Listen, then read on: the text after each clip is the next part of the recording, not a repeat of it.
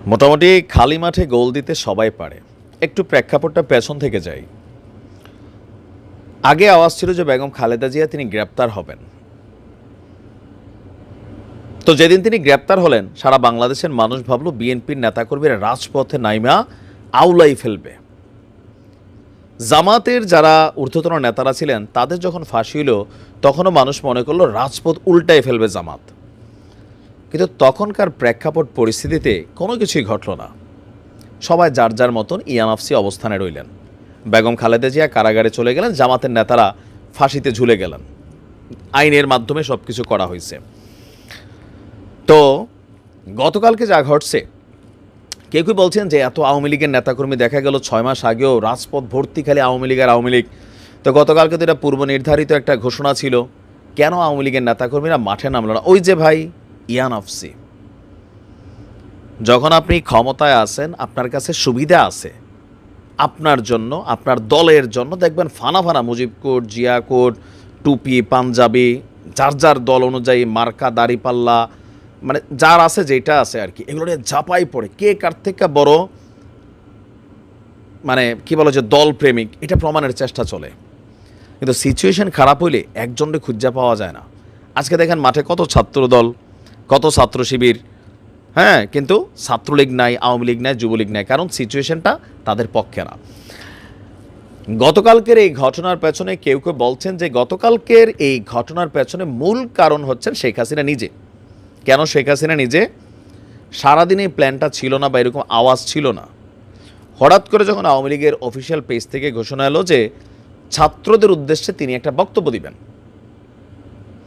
তখনই সেই বক্তব্যকে প্রচার নিয়ে বৈষম্য বিরোধীর একটা বলল, কোনো মিডিয়া যদি প্রচার করে তাহলে বুঝতে হবে তারা তার সহযোগী। এরপর পিনাকির স্টেটাস, হাসনাদের স্টেটাস, এরপর আজকের দিন পর্যন্ত যা ঘটে গেল, কোথাও না কোথাও এই ভাষণটাকে কেন্দ্র করেই আসলে কিন্তু খেলাটা এখান থেকে শুরু হয়েছে। এখন আমি যখন নিউজ করছি, আমি জানি না সারা বাংলাদেশে আরও কী কী ঘটছে। তো এর মাঝখানে আওয়ামী লীগ আবার এক নতুন কর্মসূচি ঘোষণা করছে। এখন এই কর্মসূচি ফেসবুকে বাস্তবায়ন হইতে পারে আমার ধারণা, রাজপথে একজনকেও পাওয়া যাবে না। বিএনপি এবং জামাত এত বছর রাজনীতি করছে সব ফেসবুকে। আপনি দেখতেন যে ফেসবুককে কন্ট্রোল করার জন্য ডিজিটাল নিরাপত্তা আইন করা হলো, মানে ফেসবুকে কন্ট্রোল করে কে লাইক করতেছে, কে কমেন্ট করতেছে, কে স্ট্যাটাস দিচ্ছে, এগুলোকে মার্কিং করা হইতো। কেউ চাকরি হারাইতো, কেউ আপনার মাইর খাইতো, কেউ পুলিশের ডিবির ফোন যাইতো, এরকম কিন্তু ঘটছে। এখন আওয়ামী লীগের নেতাকর্মীরাও রাজপথের বিপরীতে ফেসবুককে তারা সেফ মনে করতেছে। কেন? কারণ জানে যে এই মুহূর্তে ধরলে রেহাই নাই।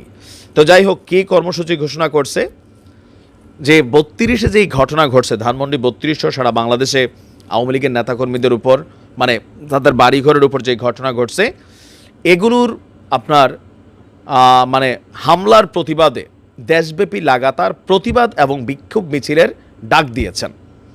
লিখছে যে এই উগ্রবাদী অপশক্তির নাশকতার বিরুদ্ধে দুর্বার গণ আন্দোলন গড়ে তুলবে কে? ওই যে রাতের আধারে বা এরকম 15-20 জন একটা ঝটিকা মিছিল, এগুলা বিএনপিও তখন করছে। আমরা রিজভী সাহেবটা দেখছি যে 5-7 জন মানুষ নিয়ে তিনি গাড়ির থেকে নামতেন, সাংবাদিক থাকতো বেশি, এখন এর বেশি কিছু হবে না, অথবা মুখে মুখোশ লাগাইয়া এখন যেগুলো হবে। এখন আজকের এই আন্দোলনের ডাকের পরে মাঠে নামবে এই মুহূর্তে আওয়ামী লীগের নেতাকর্মী, দৌড়ের উপর নামতে পারে। দেখেন ভাগ্যের কি নির্মম পরিহাস। এজন্য আমরা সবসময় বলি ভাই, যারাই ক্ষমতার চেয়ারে বসেন, একটা জিনিস মাথায় রাখতে হবে, এই চেয়ারটা পার্মানেন্ট না। আজকে আপনার হাতে আনলিমিটেড ক্ষমতা আছে, 6 মাস আগে আওয়ামী লীগের এই ক্ষমতাটা ছিল, আজকে দেখেন কি অসহায় অবস্থা। আবার আজকে যাদের হাতে ক্ষমতা আছে, আপনাদের হাতে কিন্তু এই ক্ষমতা থাকবে না, সরে যাবে, ক্ষমতার কামে পিছলাই যাওয়া। হয়তো আবার কখনো কোনো একদিন কোনো এক মোমেন্টে আমার বয়স আর একটু বাইরে যাবে, আমরা হয়তো আবার এগুলো নিয়ে কথা বলবো। ক্ষমতা সামলাই ব্যবহার করেন সবার জন্য, ক্ষমতা আছে, এটা দিয়ে পারলে মানুষের কল্যাণ করেন, উপকার করেন, কিন্তু এটা দিয়া মানুষের ক্ষতি করার চেষ্টা করেন। আছে যা খুশি করে ফেললাম, সব কিছু একটা লিমিটেশন আছে, উপরালা এটারে সাইজ করে ফেলে। মানুষের মধ্যে কল্পনাতে ঢুকে গেছিল শেখ হাসিনার মৃত্যুর আগে আওয়ামী লীগ সরকারের পতন হবে না, দেখেন সবই হয়েছে। খালেদা জিয়া জীবনে আর রাষ্ট্র ক্ষমতায় আসার কল্পনা করবেন বা তিনি এই দিন দেখবেন কেউ ভাবে নাই, তিনি এখন ওগুলো দেখছেন, মনে মনে শান্তিও পাচ্ছেন সবাই। কেন? কারণ ওই যে দৃশ্যপটগুলো আগে ছিল, তবে গতকালকে থেকে যা ঘটতেছে এরকম ছিল না, বাট এটা একটা নতুন ট্রেন্ড আসছে, আগামীতে হয়তো আবার এগুলা ঘটবে, তখন আবার দাবি উঠবে ওই যে 2024-25-এ তোমরা করছিলা, তখন কোথায় ছিলাম আপনারা? হ্যাঁ, কথা বলেন এখন আইসা, এরকম হবে। কারণ মানুষ ভালো কিছু মনে রাখুক না রাখুক, উপকার মনে রাখুক না রাখুক, কে আমারে বাস দিছে আর কে আমারে ক্ষতি করছে এটা আজন্ম মনে রাখে, জেনারেশন টু জেনারেশন হিংসা এইভাবে জমা থাকে। তো আজকে আওয়ামী লীগের এই কর্মসূচি আমার ধারণা এটা পালন হবে না, আর এই মুহূর্তে যারা এটা পালন করতে যাবে দেখা যাক কি ঘটে। ভালো থাকুন, আসসালামু আলাইকুম।